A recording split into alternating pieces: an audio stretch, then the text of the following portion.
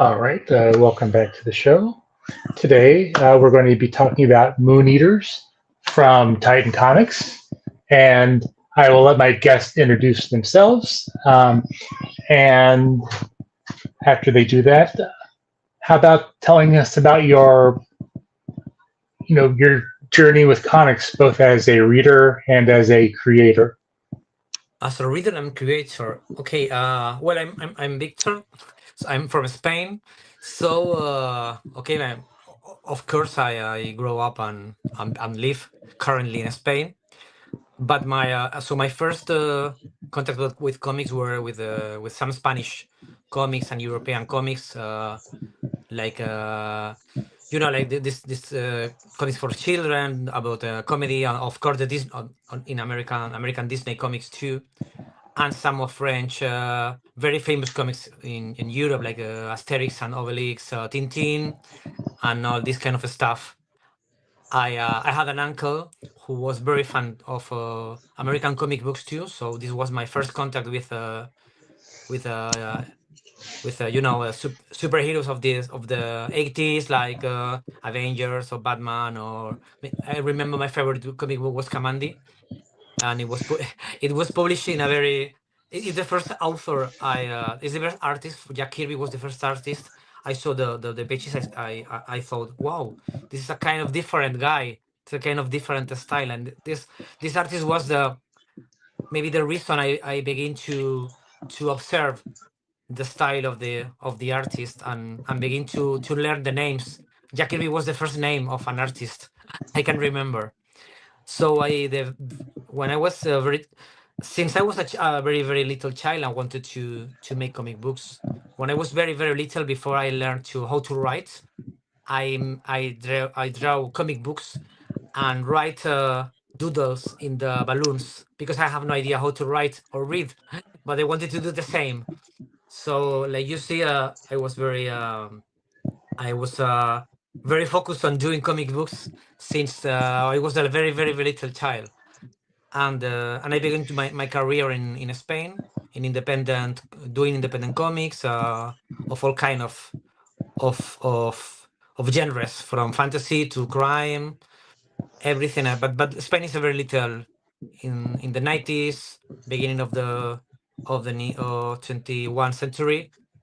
It was a very little market, so I had to try two different markets, in France and obviously in USA, and I've been working in the US the last 20 years, and I make a lot of very different things, from from franchise stuff like Godzilla and TV shows and Big Trouble in Little China, and the most important thing to me, which is the creator owned the stuff. So I made things like Filter It with Ryan Azzarello for DC. I made a Mice Templar series with Brian Glass and Mike Oemin for Image, and I make a lot of Dark Horse comic books, especially my Polar graphic novels, which were adapted in a TV movie by Netflix, and until now, which I continue. I want to a kind of strange guy in Spain, because usually Spain artists used to work on superheroes, and a lot of uh, s- fabulous Spanish artists doing superheroes. You like, I don't know, Pepe Larraz, David Aja, Javi Rodriguez with Martian Manhunter. So, but I choose another different path, strange path, where I do creator owned stuff mainly, maybe due to my style. So this is a quick summary of my triumphs and failures in the American market. So, tell us about Moon Eaters. But so monitors, which I have here, this is the Spanish version of the book, because the Titan is not been released yet, and it's a story I wrote when I was in the lockdown during the pandemic, because I was like a lot of people, of course, we were locked down, and my wife was working in office in teleworking, working at distance with her computer. So we were the two of us working all the day, locked down, trapped in the due to the circumstances. So I had the idea of writing a story of a couple trapped in the same place to fighting to escape, and uh, and at the same time I'm very fan of John Carpenter movies, and one of my favorite movies ever is the Assault of the 13th Precinct. I don't remember how the English title is. In Spanish is different, but you know what, the precinct story with all these criminals and cops trapped in with the precinct surrounded, and I love, of course, the Night of the Living Dead. So I love this kind of stories setting us in a one single place.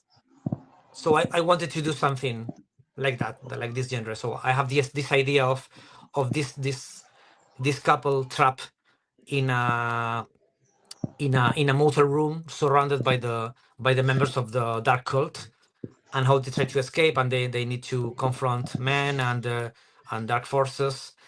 And I began to this work in spec, doing it by my own, but later was published in Spain by the publisher called Spaceman, and later they. Extra hour on the tablet. Dang. Dang. Oh, sorry.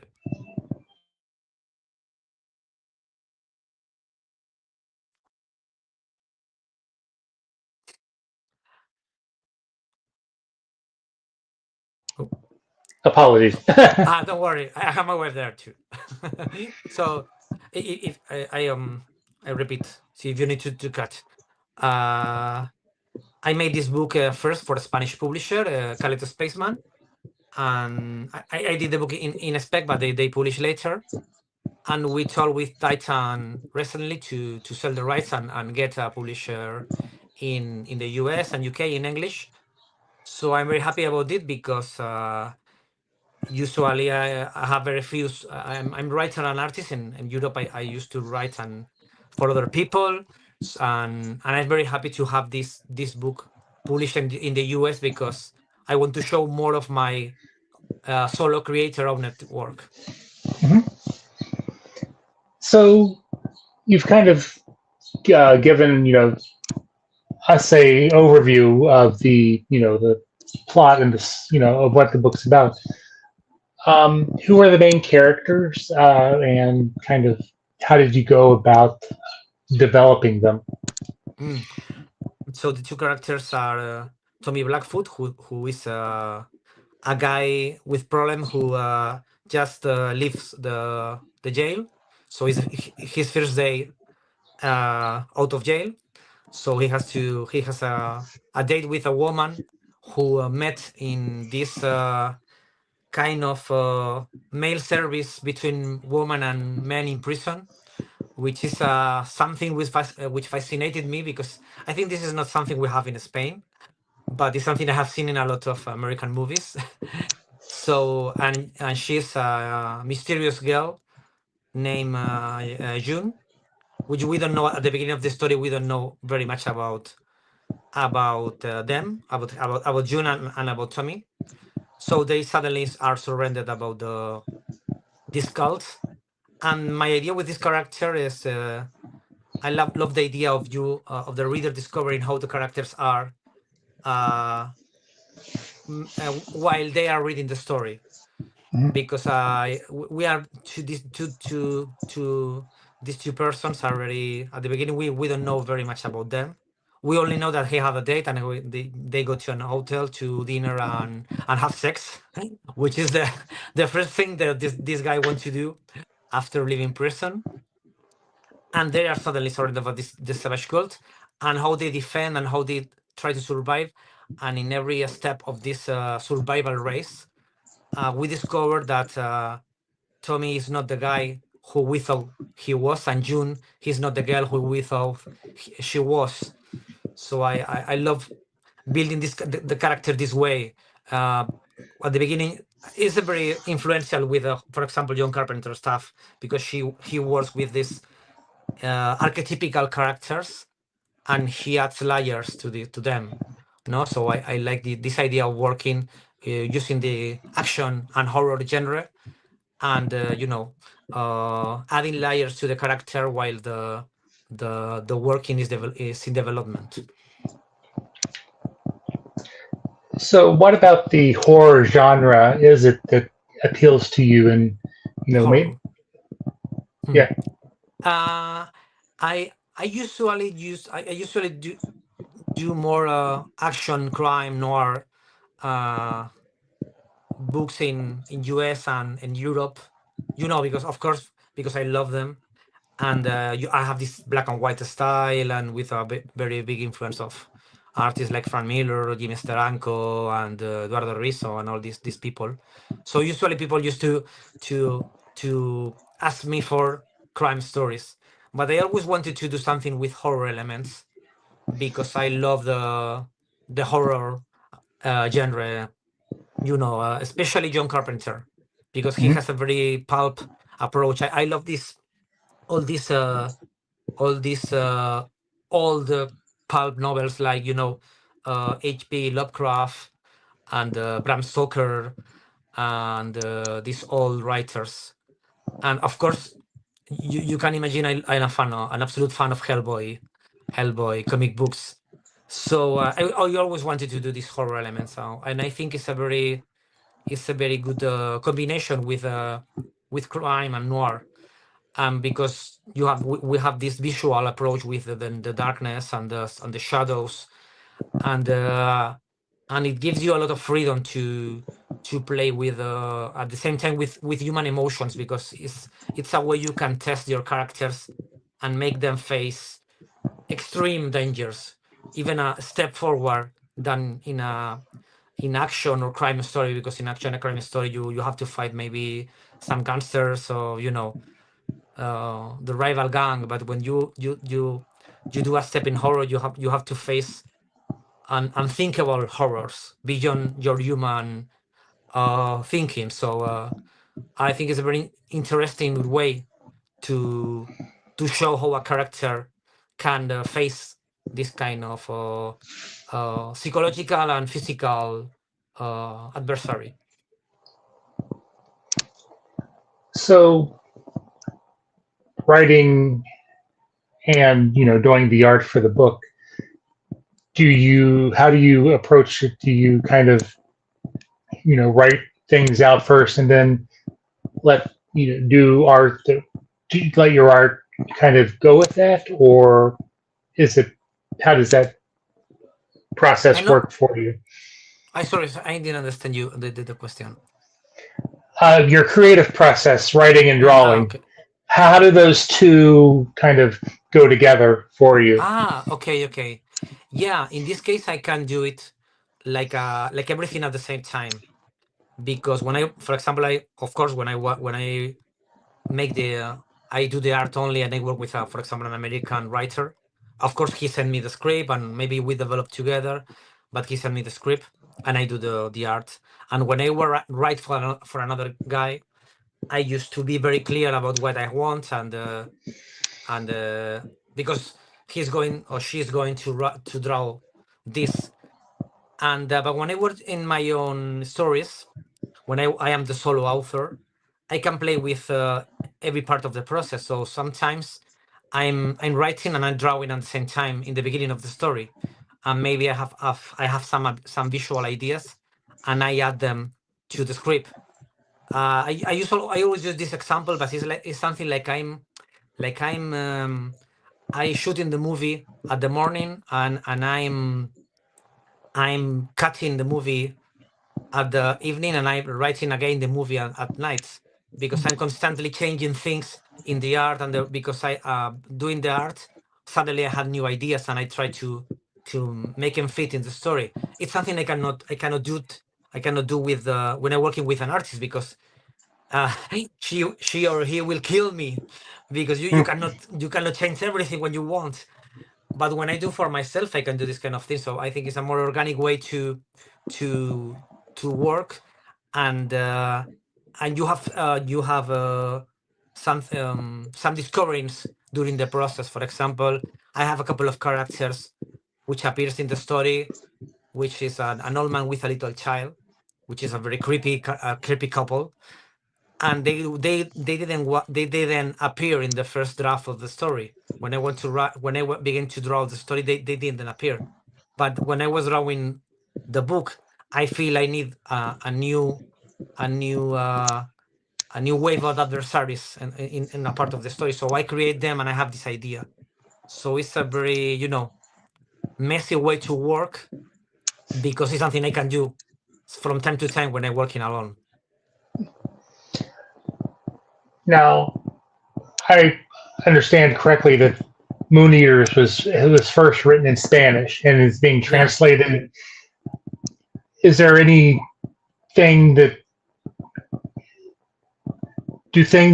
how does the translation from the Spanish to English work? Is it usually just a straight translation, or does it sometimes have to be kind of finessed a little bit? Yeah. Usually, the publisher used to send me a version of the book, so I can check it and I can make any change. Luckily, like I speak English more or less, I can defend myself, so I can make suggestion about if I need to change, or usually I try the editor give my mail to the translator, so if he has a problem he can consult me. It's a very usual way to work. In the opposite direction works this way. Sometimes when when an American book is published in Spain, sometimes you have doubts because there is something something you cannot translate in the same way in one language and another.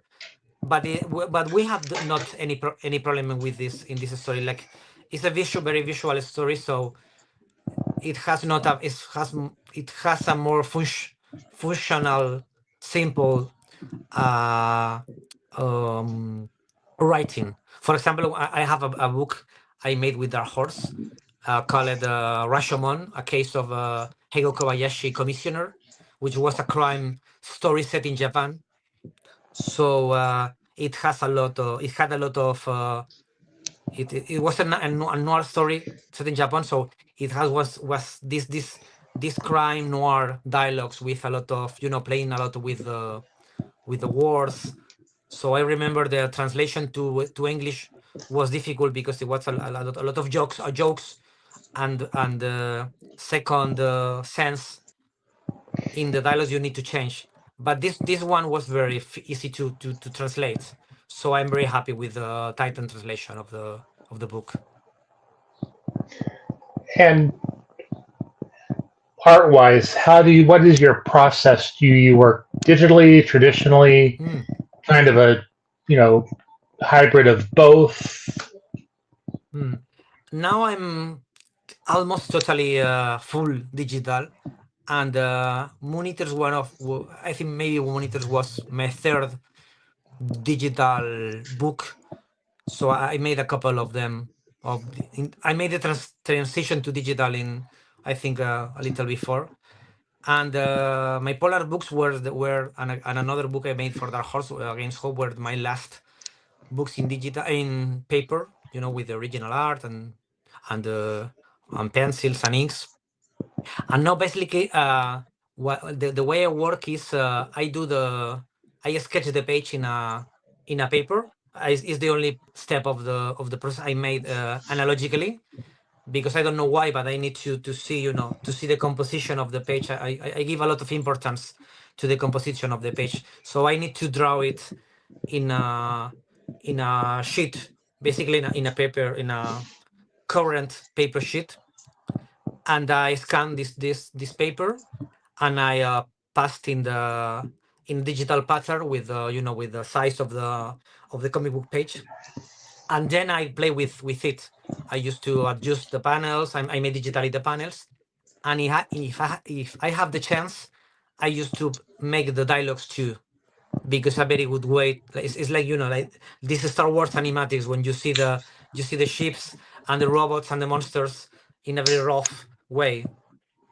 So I made this first draft of the page with the balloons and the sound effects and the panels and the rock pencils. And then with this page, is when I ink digitally, and all the rest of the process, if I do the zip tone, the points, is made with Photoshop, and I used to color with Photoshop too. So now sadly I have not so much original art like I have before, but it's a very quick way to work now, and I can do a lot of experiments now because it's a very, like I love this black and white style. Now you can play a lot with the inks, with no, and you cannot, you not fear mistakes. So you do draw something loud, and suddenly the ink falls over the page, and you have not to scan the pages. It's a very clean and quick way to test different styles or things. So I'm very happy with digital now.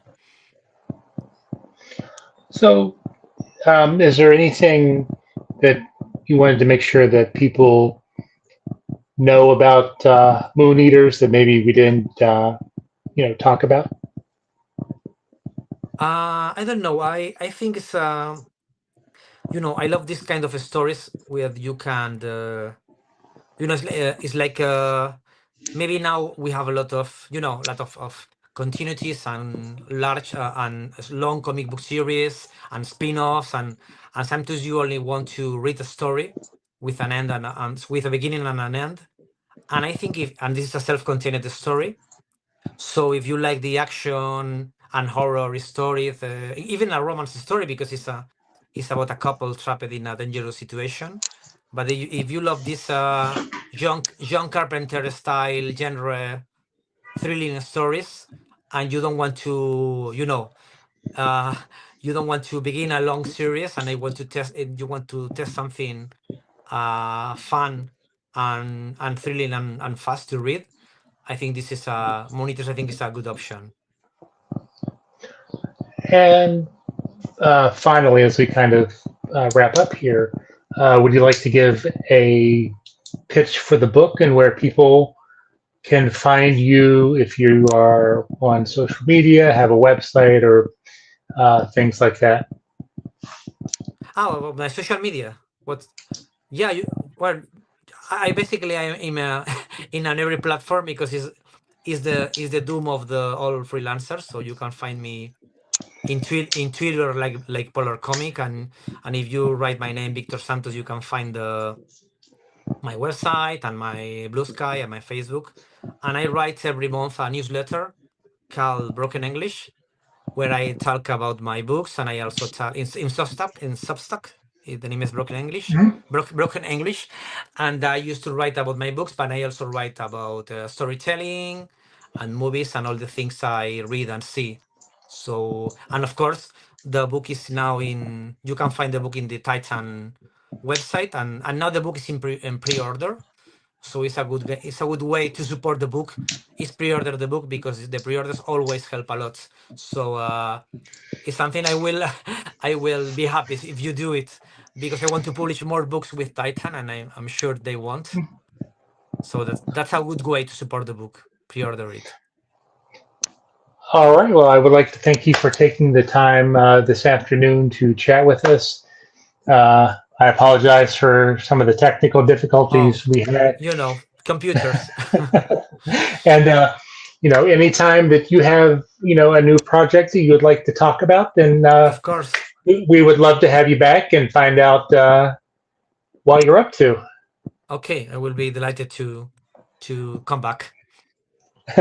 All right. And hopefully by then we won't have all the issues we had today. But again, I enjoyed chatting with you, and best of luck, as the book, like you said, is on pre-order through Titan, and yeah, um, we'll be chatting with you. Okay, thank you, and thank you for having me today.